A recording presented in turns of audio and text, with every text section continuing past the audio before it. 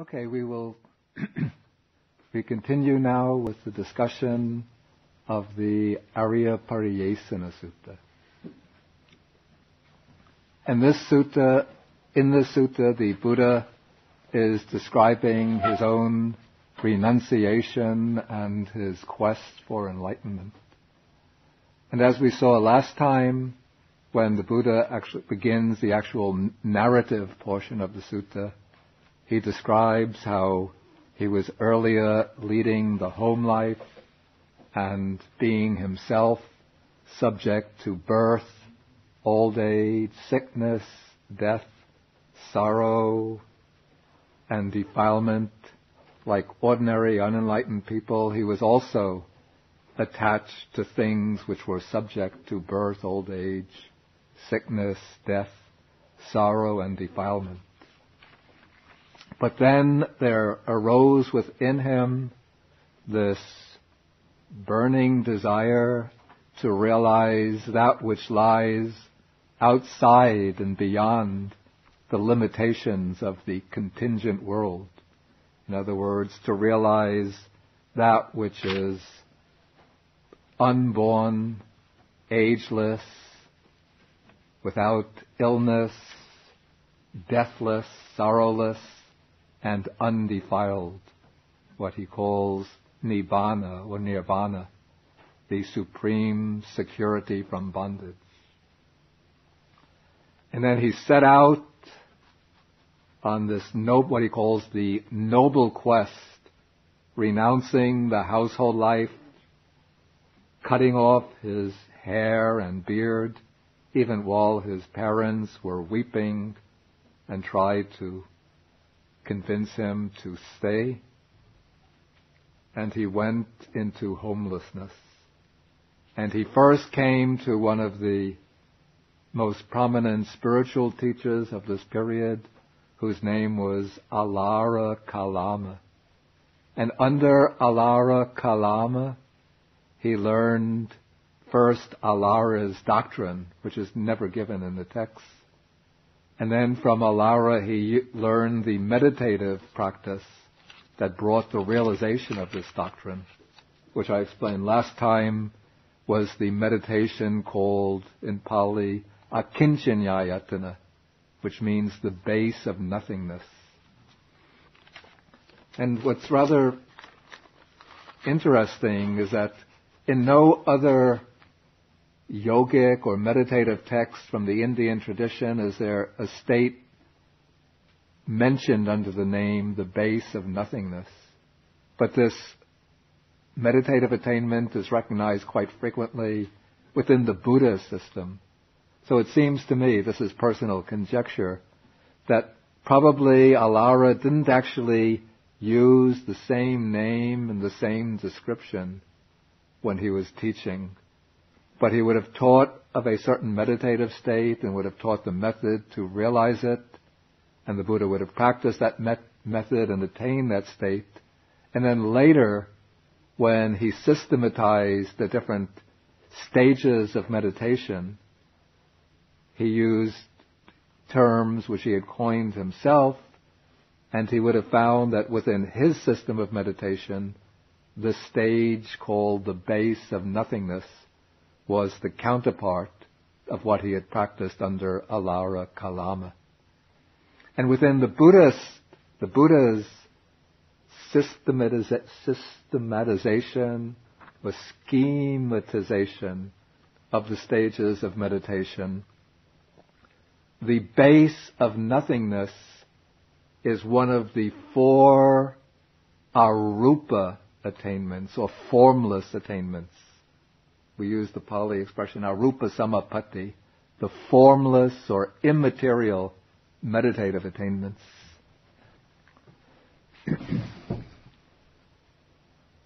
The first of the 4 formless attainments is called the base of infinite space.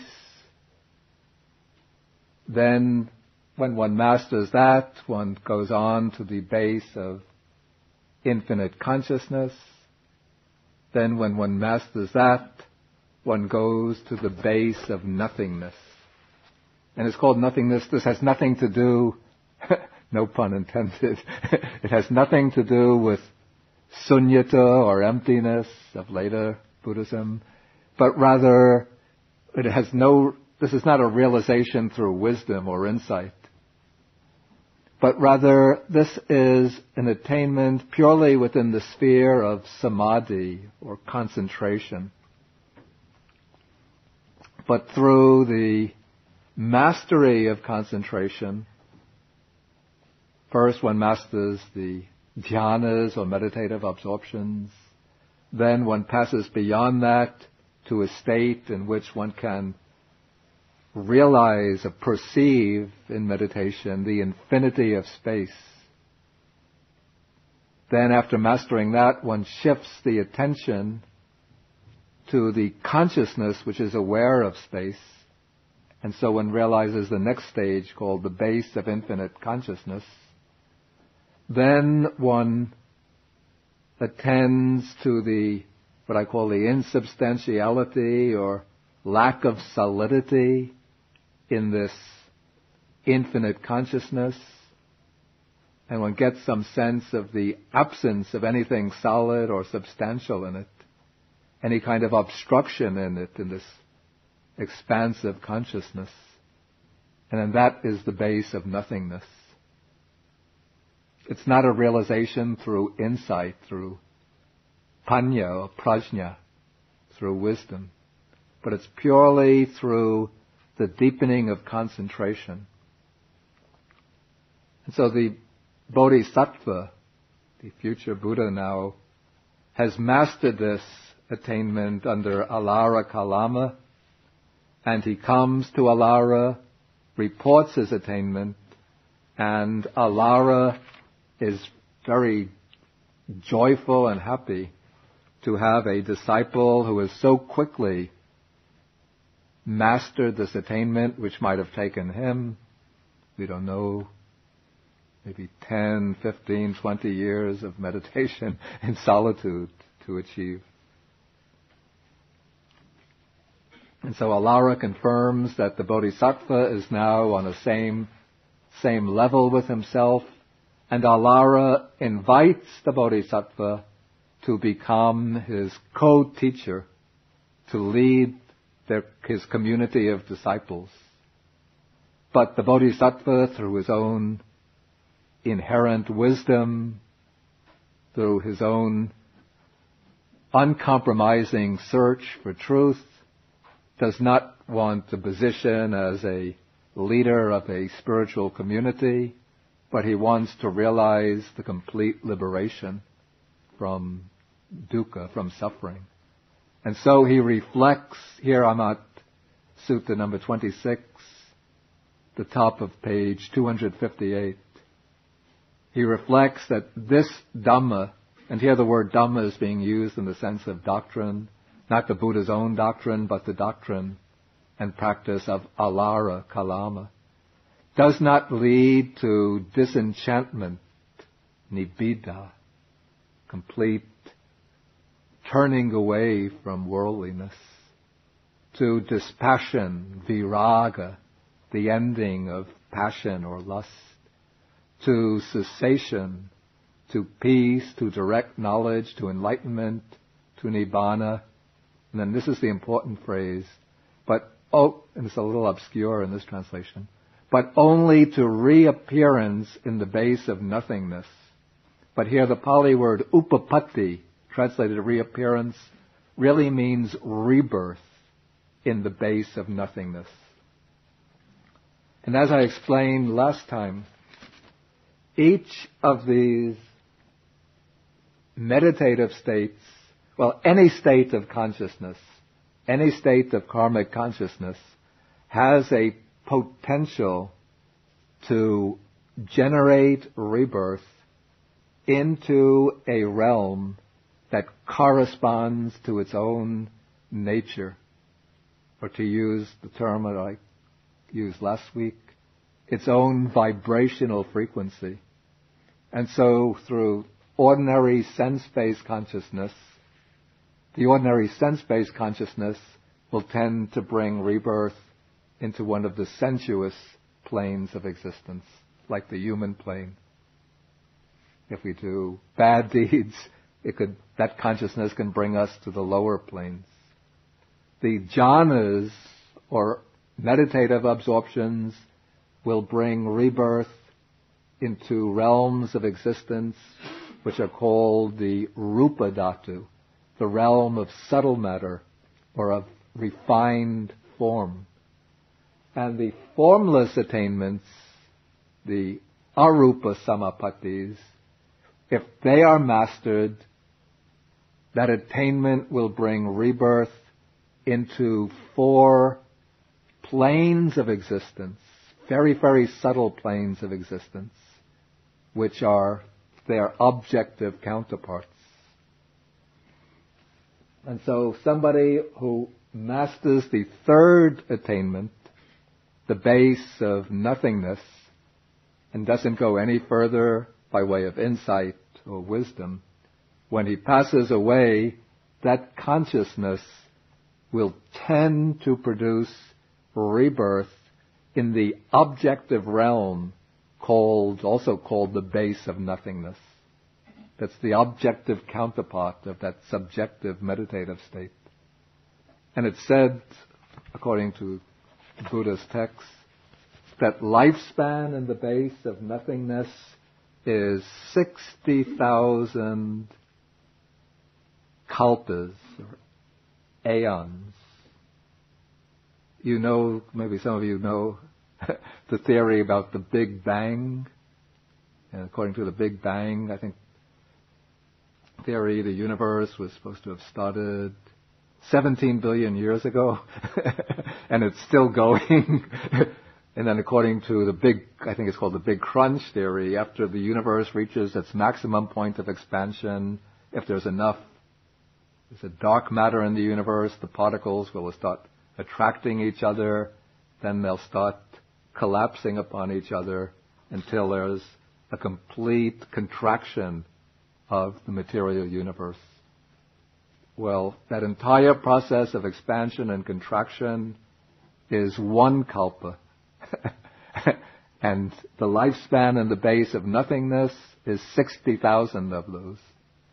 So, quite a long time. And if it seems inconceivable to us, we think about some of these creatures, little insects that come up from the ground. They live maybe 10, 20 minutes, then pass away. And if you tell them that there are human beings who live for 80 years, 90 years, they'll say, "Come on, man, stop pulling my leg."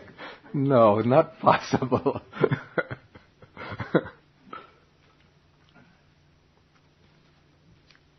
80 years, you know what that means? I mean, we've got long-lived insects going on for 30, some of them have gone up to 30 minutes.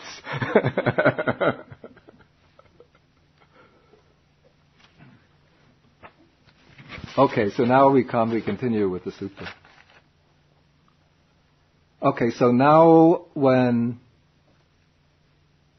the Bodhisattva, he became disillusioned with the teaching of his first master, Alara Kalama, and so he was disappointed and left it. And so still now, we're in paragraph 16, in search of what is wholesome, seeking for the good, seeking the supreme state of sublime peace, I went to another spiritual teacher whose name is Uddaka Ramaputta, and said to him, "Friend, I want to lead the holy life in this Dhamma and discipline." And then Uddaka Ramaputta explained in the same way that Alara did. He gave him a synopsis of the teaching, said that one who practices diligently can realize it for himself through direct knowledge. And so the Bodhisattva quickly mastered this doctrine intellectually. Now, this is an important point which, if you just read very quickly, you might not recognize. Also, if you don't know Pali or Sanskrit, also the point can escape. But the name Ramaputta means son of Rama. So Uddaka is actually the son of somebody named Rama, who was, it seems, the founder of this particular spiritual community, or perhaps the original formulator of this teaching, of this system. And this passage here, it's not completely parallel to the previous passage on Alara Kalama, because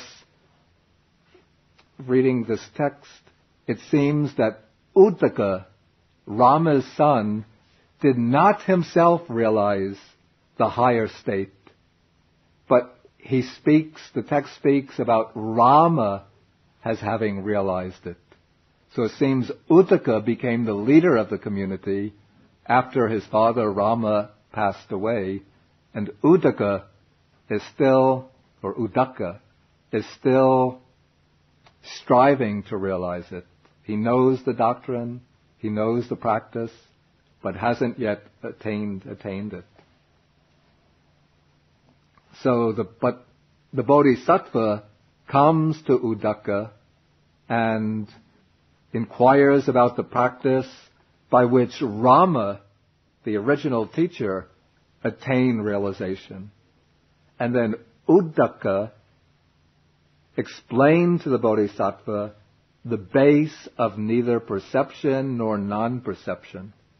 And now within the Buddhist schematization of the meditative states, this is the fourth and highest formless attainment, called in Pali Nevasanyana Sanyayatana.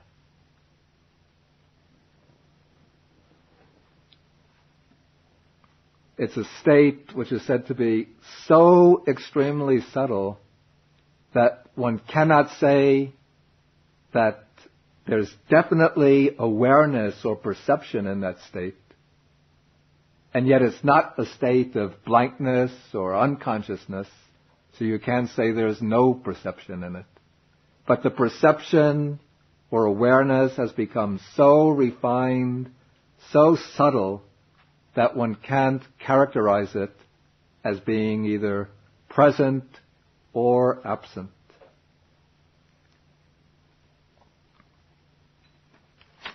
And so now the Bodhisattva learns this practice, he undertakes it, and then he says that I soon quickly entered upon and abided in that state by realizing it for myself with direct knowledge. And then the Bodhisattva goes to Uddaka Ramaputta and asks him, he says, friend, was it in this way that Rama, that's Rama the teacher, declared that he entered upon and dwelt in this Dhamma by realizing it for himself with direct knowledge? And Uddaka says, that is the way, friend. Then the Bodhisattva says that I myself have realized this, and Uddaka, instead of being jealous and envious and resentful, thinking that this new arrival has already surpassed me, he's happy and joyful, and says it is a gain for us, great gain, that we have such a venerable one as yourself living the holy life with us. You yourself have realized the same attainment that Rama, the great master, realized when he was alive. And now Uddaka says to him, here I'm on page 259 at the end of the first paragraph, you know the Dhamma that Rama knew, and Rama knew the Dhamma that you know. As Rama was, so are you. As you are, so is Rama. Come, friend, now lead this community. In other words, Uddaka, who has been the leader of the community, is now ready to step down and say, you are now the teacher. You should be the teacher. You're the one who knows. Even I myself don't know.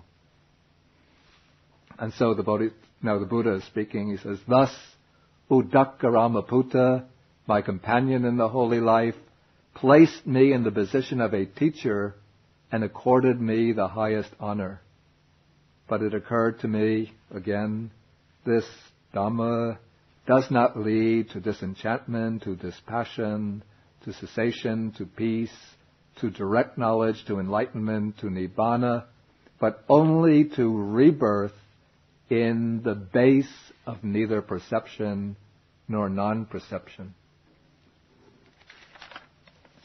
And now, the existence, there is a objective sphere of existence called the base of neither perception nor non-perception, the neva sanyana sanyayatana. And those people who master that meditative attainment in this human life and still retain it at the time of death get reborn into this base of neither perception nor non-perception. And the lifespan in that state is said to be 84,000 great kalpas, mahakalpas. 84,000 big bangs. It's not like the human being who lives for 90 years, but one insect is saying to the other, there are some human beings who live even to be 110, 120 years. But the Bodhisattva saw that this state too was deficient, that it's something which is impermanent. One lives there 84,000 great aeons, then eventually that alarm clock goes off, and you realize life has come to an end, and whoop, one falls away from even this great highest sphere of conscious existence and has to take rebirth elsewhere. And so when he recognized this, then the Bodhisattva became disappointed with that doctrine and left it to seek elsewhere. Yeah. Actually, it says in both sections, but more recently it says on the bottom of page 258, was it in this way that Rama declared and entered upon, and the other one says, was it in this way, that is the way. We assume that there's like a little conversation there maybe where he's illustrating his opinion. Oh, yeah, of course. This would be just the compression of the conversation.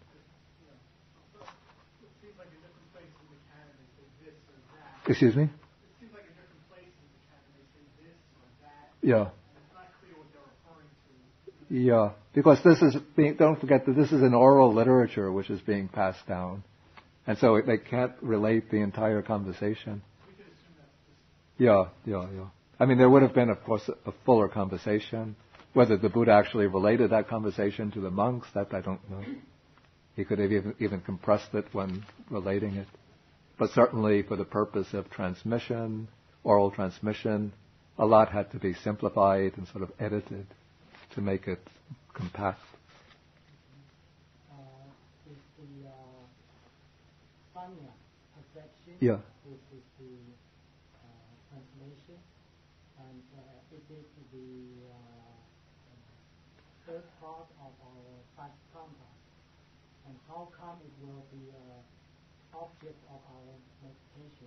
Yeah, I don't want to sort of go up on a tangent now on sort of doctrinal questions like that. We're really tracing like the story of the Buddha's quest for enlightenment. If we get into the five khandhas and how these khandhas relate to meditation, then we're going too far. So would you please give us some explanation? What is the definition of perception? I think we'll pass that by now in order to keep on the straight track of, we want to follow the account of the Buddha's quest for enlightenment, not to get into sort of these technical doctrinal issues. Okay, so now the Bodhisattva has left his teachers and he's still in search of what is wholesome, the supreme state of sublime peace. Then he goes wandering through the Magadhan country. Magadha would be the area with its capital at Rajagaha, until he came to a place called Senanigama near Uruvela. And there he sees a very beautiful piece of ground with a flowing river, and there's a village nearby for alms, and then he thinks that this is a suitable place for striving, and so he sits down here thinking, this will serve for striving. Okay, now if you just read on, in this sutta, it seems right away that the Buddha sits down and gains enlightenment. But if we know the traditional accounts of the Buddha's quest for enlightenment, they speak about him as leaving the household life at the age of 29 and attaining enlightenment at the age of 35. So there's actually a 6-year period between the time when the Buddha renounced and the time he attained enlightenment. And during this period, he undertook many other practices, particularly the practice of self-mortification or extreme ascetic practices.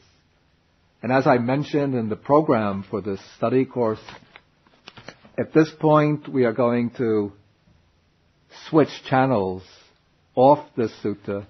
We put it on like hold. And we go over to another sutta which gives another perspective on the Buddha's quest for enlightenment. And then after this will be sutta number 4, which I will take now.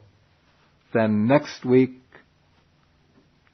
I will take sutta number 36, the Mahasacchaka Sutta, which gives a fuller account of the ascetic practices. And I recommend for you to read to get a still fuller picture of the ascetic practices, these passages from Sutta Majjhima number 12, the Mahasihanada Sutta. Okay, so let us switch now to Sutta number 4, which I had suggested that you read.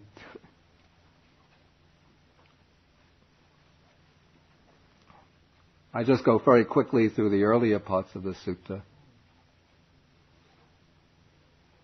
Everybody have it? Okay, this sutta begins when a Brahmin by the name of Janusoni comes to the Buddha and he asks whether the Buddha's monastic disciples take the Buddha, Master Gautama, as their leader, helper, and guide and follow his example. And the Buddha says that this is the case. This is the case. And then somehow the conversation turns to the topic of living in remote jungle places in the forest, which are hard to endure.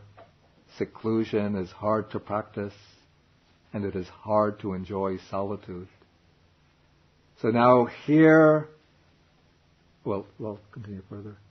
And then the Buddha says that that is so, and the Buddha explains how before his enlightenment, again when he was still not yet enlightened, a bodhisattva, he thought that forests, the remote forest places are hard to live in, and that they will cause insanity if one has no concentration.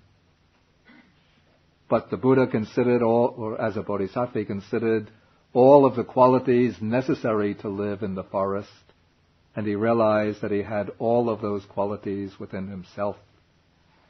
Now what's interesting is that in this sutta, the Buddha is describing practices which he undertook in solitude in a forest, in a remote forest. And yet in sutta number 26, which we just left, he speaks about coming to a very beautiful, agreeable stretch of land by the side of a river close by a village for alms. So apparently, between the time he left Udakkaramaputta and the time he came to this place, which was later to become known as Bodh Gaya, he spent time living deep in the forest, undertaking his spiritual practices. I'm just quickly skipping over all of the qualities needed to live in the forest. You can just read them just to get an idea. Until we come paragraph number 20, just to give an idea of one of the types of practices that the Bodhisattva undertook. That there are certain days of the fortnight considered especially auspicious. These are the nights of the 14th and 15th and the 8th of the fortnight. That's the full moon or new moon nights and the night of the quarter moon. And I guess it was a common belief in this period that on these nights any dangerous, tormenting spirits, ghosts, goblins, yakshas, demons will come out and haunt the forests and will capture anybody living there who's not sufficiently well endowed spiritually. And so the Bodhisattva made it a point to go to specially horrifying places, such as the shrines and orchids, woodlands and trees, in order to face fear and dread, so that he would put himself into very frightening, terrifying situations, so that deliberately, so that fear would arise in his mind, and he would struggle and strive to overcome that fear. And then while he's living there, sometimes a wild animal would come up to him, or a peacock would knock a branch off a tree, or a wind would blow through the leaves, and then he would think, maybe this is the fear and dread coming. I guess by fear and dread here he means the source of fear and dread, the demon or goblin or dangerous, fearful spirit. So then he thought to himself, why am I always worried about this fear and dread coming? What if I make a determination when fear and dread arise in my mind, I will remain in the same posture until that fear and dread subsides. So if he was walking and then the fear and dread came upon him, then he would not sit, he would not stand still, he would not sit down, not lie down, but he remained walking, continued to walk until he had conquered fear and dread. Similarly, when standing, when sitting, when lying down, in whatever posture the fear and dread came to him, then he would subdue that fear and dread in the same posture.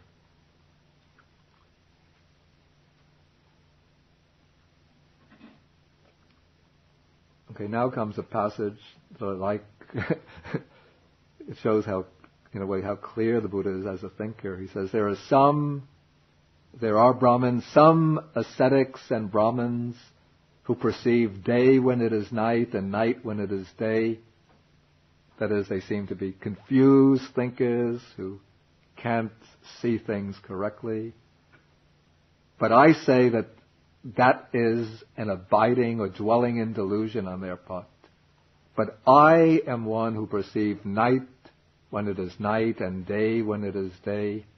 Rightly speaking, if it were to be said of anyone that a being not subject to delusion has appeared in the world, and so on, it is of me indeed that rightly speaking this should be said. I think this is to show that the Bodhisattva had all the necessary qualities for attaining full enlightenment. And now he goes on to describe his actual attainment of enlightenment, the process by which it took place.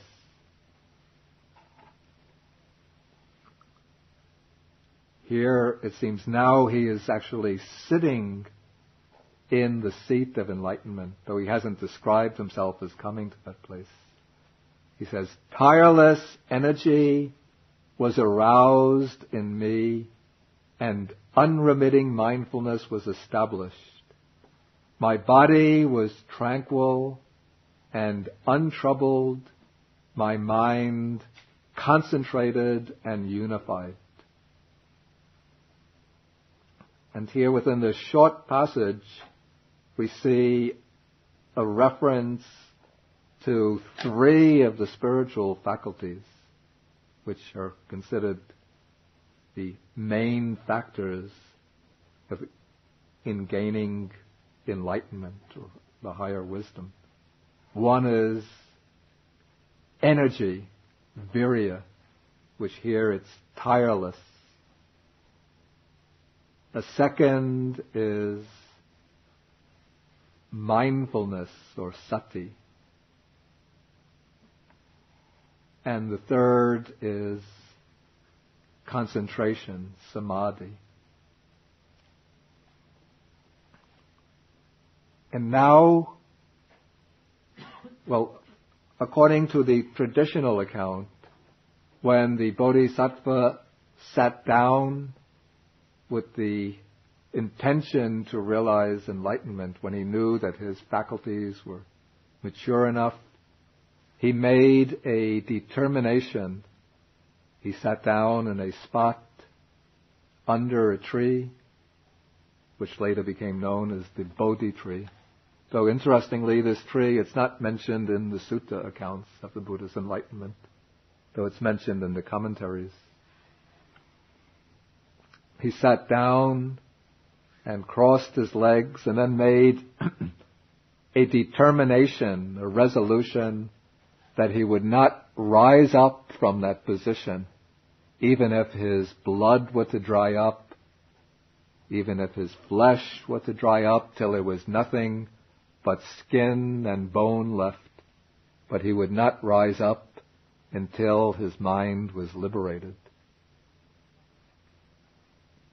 And then, in the traditional account, something else happens which it's not mentioned in the old suttas. What is it? Those of you who know the Buddha story? Right, exactly. There comes a big battle with Mara. Mara is the evil one, the sort of symbol for all of the defilements, but also regarded in Buddhism as a very powerful deity. The deity, as I mentioned the other day, who doesn't have any function. He's not like the Christian Satan with the function of getting beings to come to hell. Mara is content just to keep beings within samsara.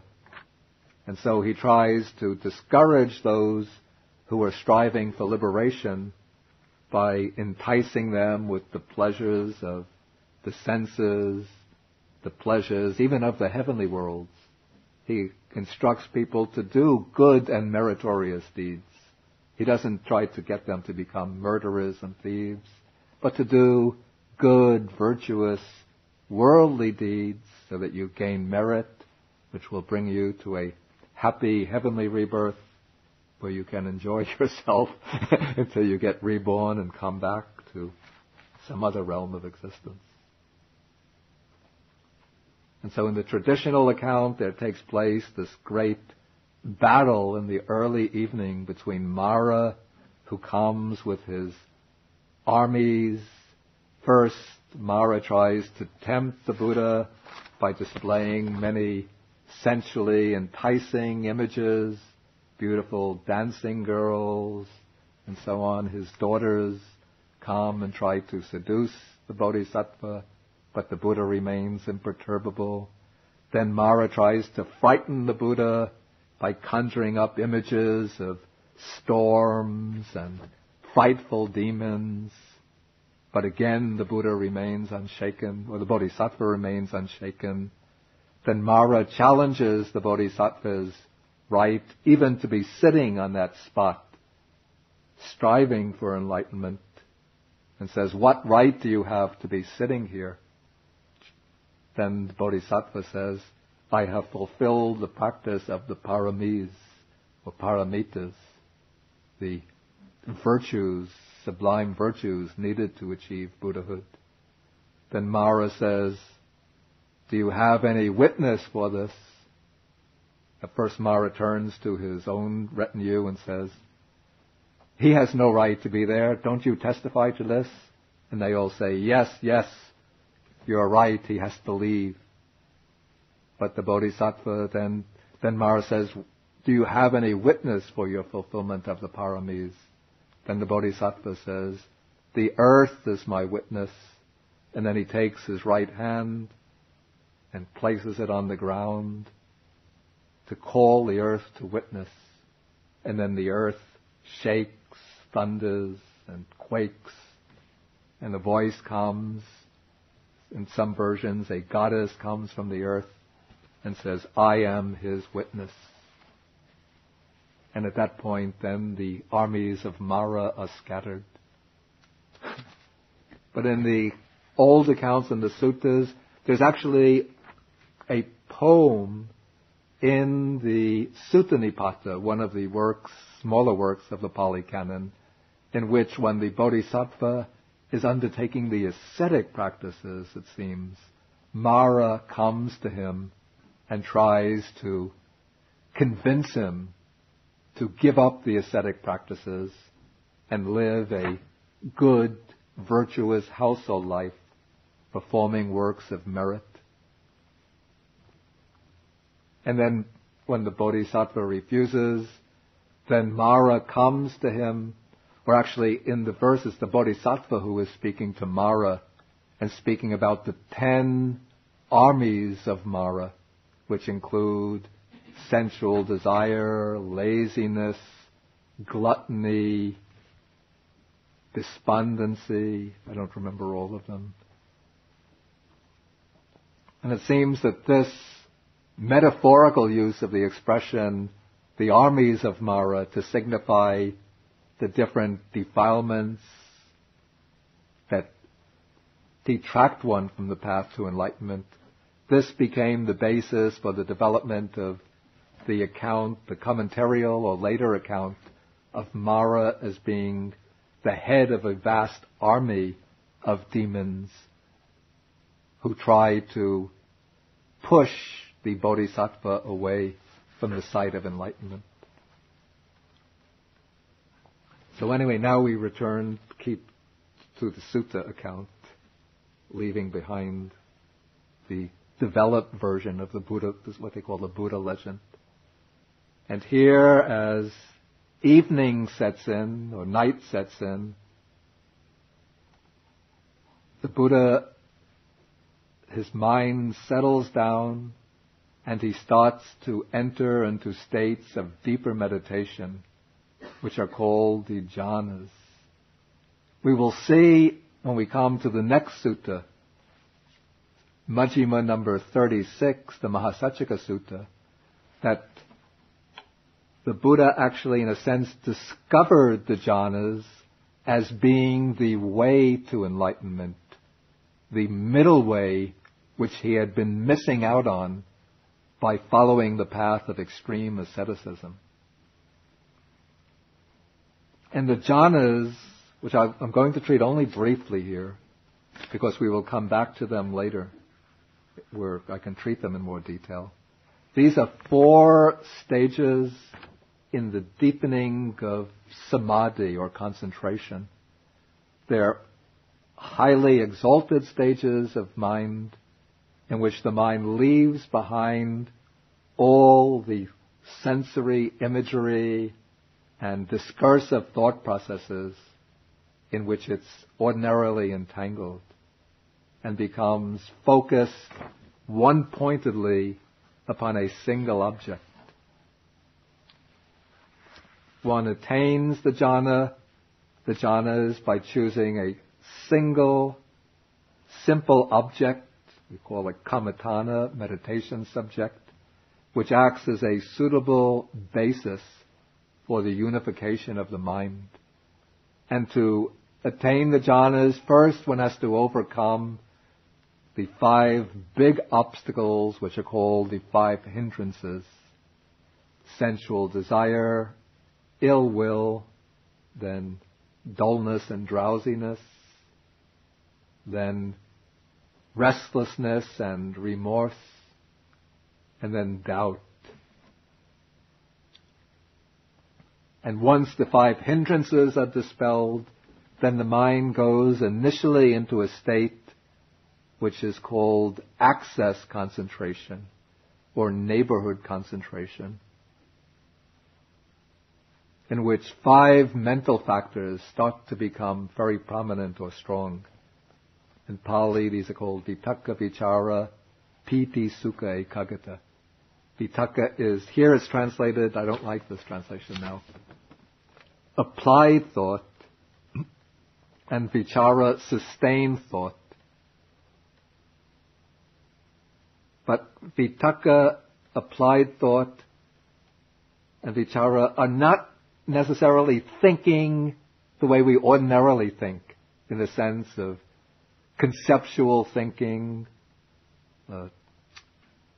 discursive thinking, thoughts revolving one after another. But vitakka, applied thought, is that mental factor which applies the mind to the object. The mental factor which is responsible for, in a sense, metaphorically, lifting the mind up and placing it on the object. And then vichara, translated here, sustained thought, now I translate it examination. It's the quality of mind which examines the object. The two always function very, very close together. So it's really difficult to distinguish them. But we could think of vitakka, applied thought, as the factor which throws the mind, not necessarily forcefully, or lifts the mind and places the mind on the object. And vichara as the factor which anchors the mind on the object, or the factor which examines the object. Not reflectively, not thinking, oh, it has this aspect, that aspect, but it's just a kind of looking at the object.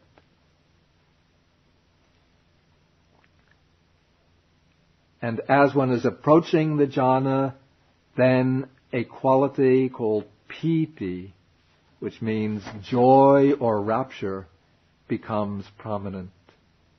And along with rapture, there also occurs a kind of pleasure or happiness in the mind.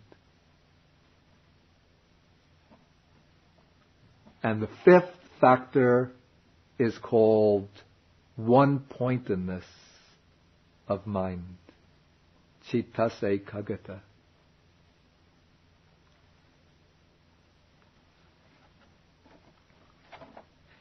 And to attain the first jhana, according to this formula here, the text reads, quite secluded from sensual pleasures, secluded from unwholesome states, I entered and dwelt in the first jhana. Okay, so quite secluded from sensual pleasures. This means to attain the jhana, the mind has to be, or the person has to be, drawn away from, withdrawn from actual engagement with sensually enjoyable objects. And then by the expression secluded from unwholesome states, the mind has to be disengaged from the 5 hindrances that I mentioned. Sensual desire, ill will, dullness and drowsiness, which are grouped together as one, restlessness and remorse, that's the 4th, and doubt or perplexity, the 5th.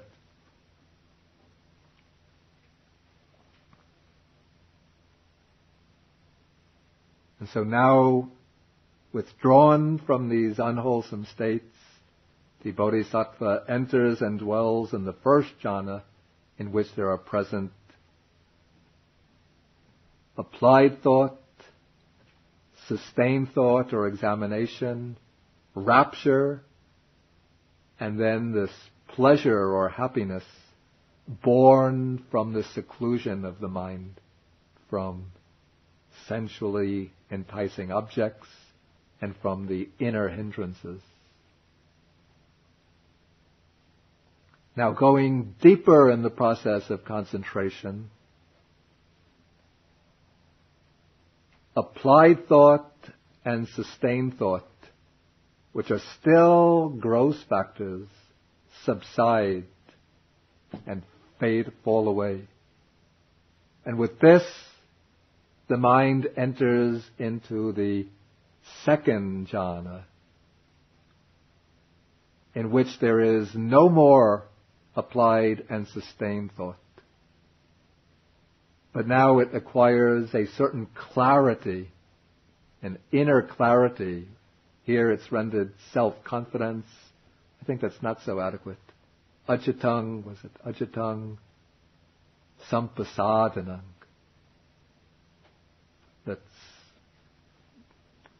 hard to render exactly in English, but it's a kind of inner clarity. Clarity as well as tranquility together. And singleness of mind. Chetaso ekodi bhavam. It's the unification of the mind is becoming stronger because the concentration, the force of concentration is increasing. And so there's no applied and sustained thought, but there's still joy or rapture and pleasure or happiness. But as the concentration deepens, then rapture or joy becomes experienced as a coarse factor, a disturbing factor, and that fades away. And with the fading away of joy, mindfulness and full awareness or clear comprehension becomes stronger. This is sati and sampajanya now become more prominent. And equanimity becomes stronger. And so one is still experiencing sukha, pleasure, or happiness, but there's no more disturbance by piti, by joy, or rapture. And so when the Bodhisattva then enters and dwells in the third jhana, which is described that one has a pleasant abiding who is equanimous and mindful. And then taking the process of concentration still further, then even the pleasure or happiness of the third jhana fades away.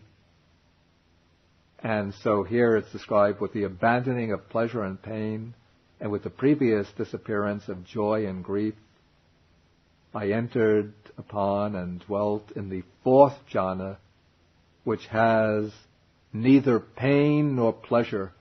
That is, it has a neutral feeling of balance without pleasure or pain.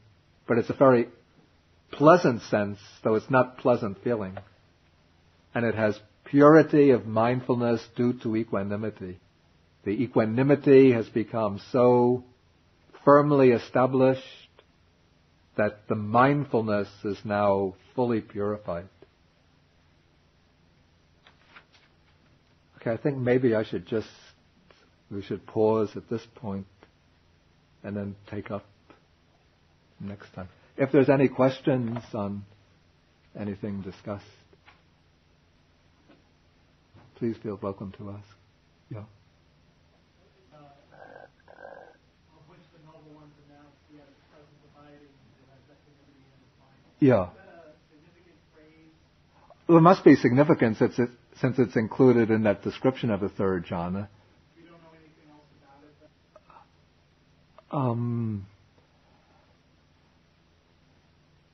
Historically, I don't know what the antecedent of it might be, but one could say that within the scheme of the schematization of the meditative states, we see equanimity coming to play a more and more prominent role.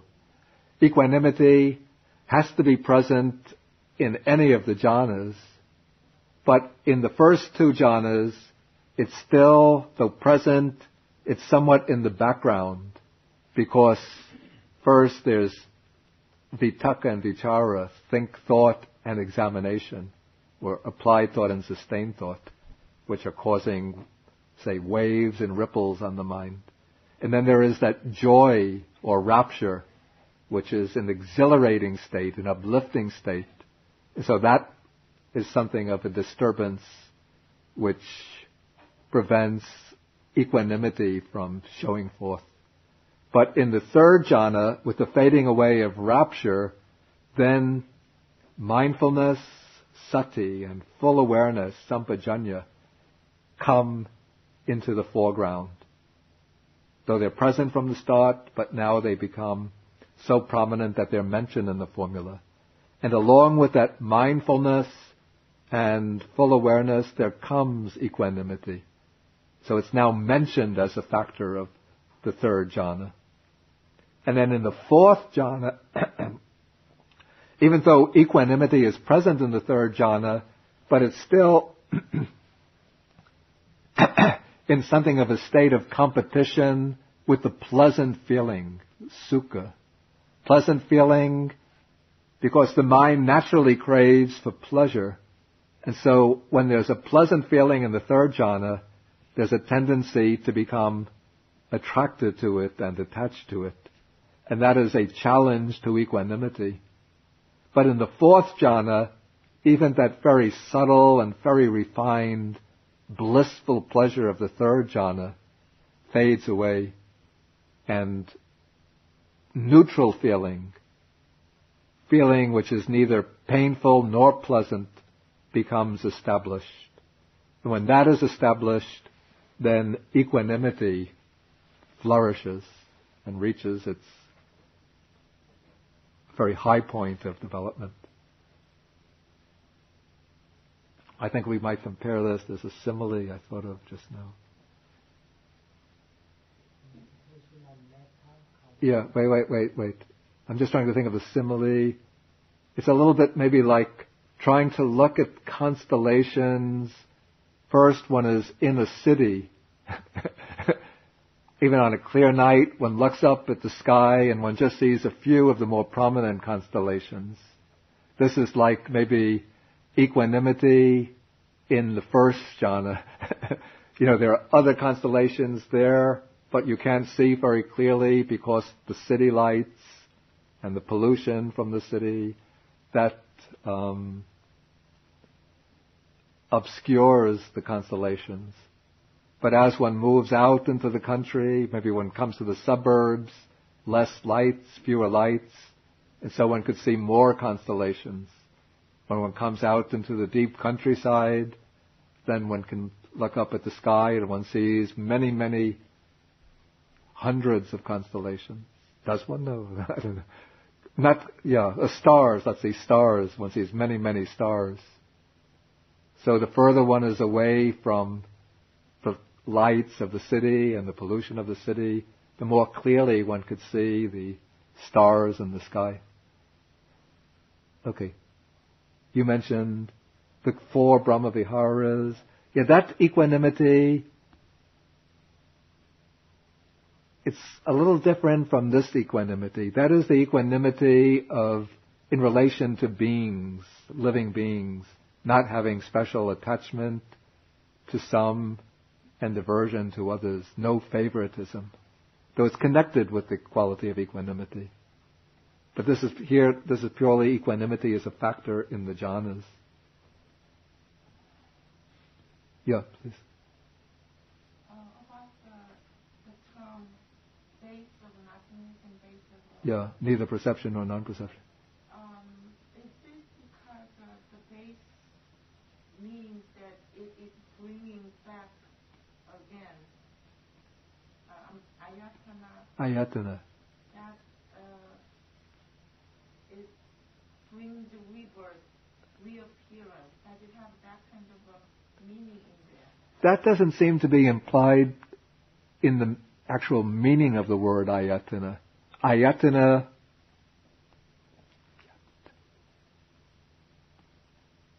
but it brings samsara. It's part of the meaning.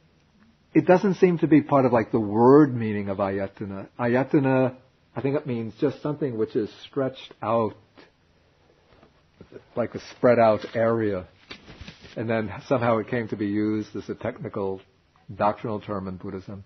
But my point is that according to Buddhism, if one attains the ayatanas as meditative states and masters them and still has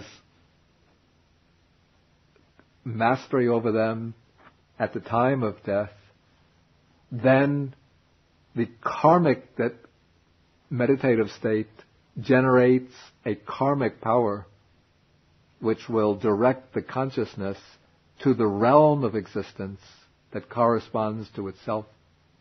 So we can say the meditative states are called ayatanas or bases, in the sense that they are bases upon which the mind rests in meditation.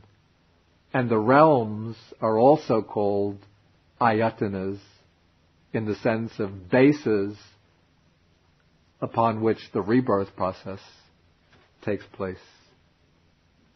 Seems to me, as long as there is a faith, Yeah. then it comes back. I mean, it's not the end. It's not like the final.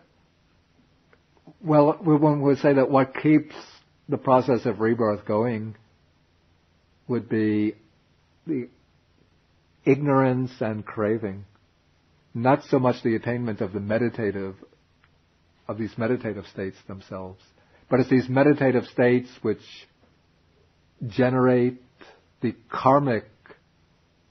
certain karmic forces that will direct the rebirth process to these realms of existence at the time of death.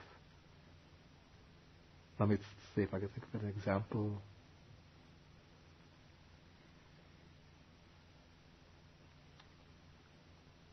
No, an analogy doesn't come to mind, right? Okay. An analogy, maybe having the radio plugged in to the electric outlet, and having it turned on is what keeps the radio on. That is like ignorance and craving causing the continuation of samsara. But the particular station that you turn to determines what kind of sound comes out of the radio. If you turn to a musical station, then you get music. If you turn to a news station, you get news. If you turn to a talk show station, you get a talk show. So that is like the karma, the station that you turn to. But what keeps the radio on is the flow of electricity coming from the wall, coupled with the turning of the knob or dial to the on position. Additional questions, comments? The word jhana. Okay, that's a good question.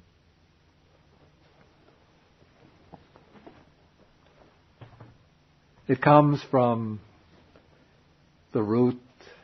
What is the root actually? Jayati, or anyway, I know the verb form, jayati. It comes from, in Sanskrit, the root dhyai. In Pali, I think the root would be jai, which means, originally it meant to think very closely, very intently upon something. And so it took on the sense of to contemplate.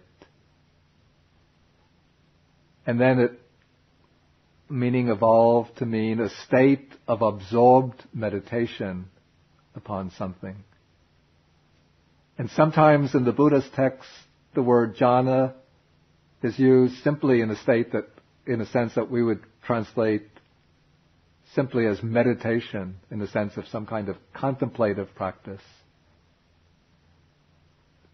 But it came to acquire in early Buddhism the meaning of certain specific states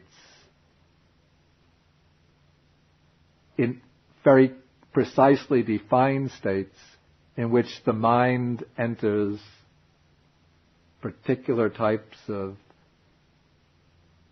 we call it absorption upon the object.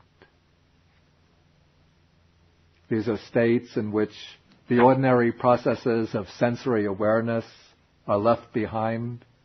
There's no awareness of seeing, hearing, smelling, tasting, touching. I've heard different opinions about whether there can be awareness of sounds in a jhana. Some say that there can be a very faint recognition of sounds, but it's no disturbance to the state. Some other persons say that in real jhana, there's no perception even of sound. And so these become a standard set of meditative attainments in early Buddhism, which again, they belong to the sphere of samadhi. In fact, in the Buddhist definition of right concentration, samma samadhi, in the Noble Eightfold Path, the samma samadhi, right concentration, is defined as the 4 jhanas. But the jhanas are not yet the attainment of insight or wisdom, but they do serve as a basis or foundation for the development of insight. And it's just interesting in terms of the historical development of a term. Many people now know of Zen Buddhism, and they think Zen is a Japanese word. But in fact, the word Zen actually comes from, I think it was probably a Prakrit form of the word, like the Pali, jhana, which came to China. And so the early Indian monks would have spoken about jhana, and then jhana became known as the Indian word for meditation used by the Chinese, and that became transmuted into, from jhana to chan, just dropping out the final A, chan. And then when Chan Buddhism came to Japan, the ch got changed into z, and it became Zan or Zen. Any further questions? Okay, yeah, please.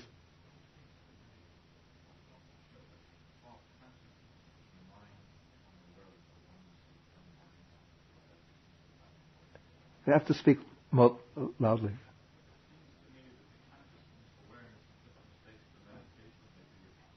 Yeah.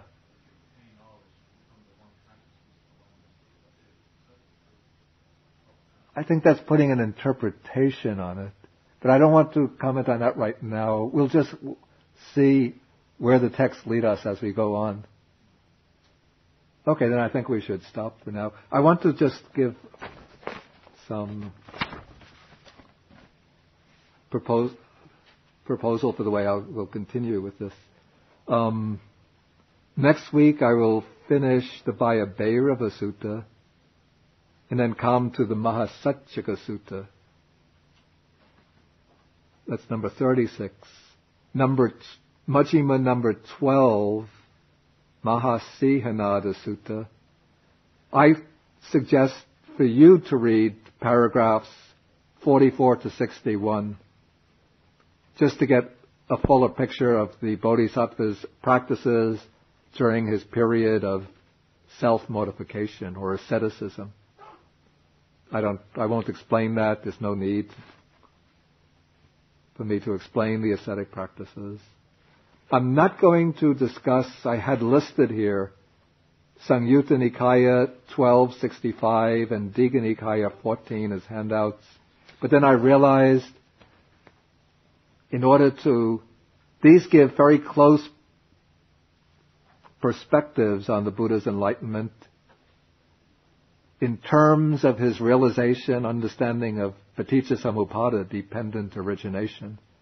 But then I realized that to explain this, then I have to give a detailed account of Paticca Samuppada, and so then it's like taking a subject which quite an advanced technical subject and then bringing it to a very early point in our exploration of the suttas. And I prefer to go really systematically, step by step. That's good if you've already quite well read in the Buddha's texts.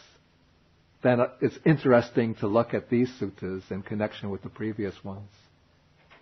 But I might come back later to a kind of, after we've covered dependent origination and my systematic explanation, then in my systematic explanation, then in my systematic explanation, then in my systematic explanation, then in my systematic explanation, then in my systematic explanation, then in my systematic explanation, then in my systematic explanation.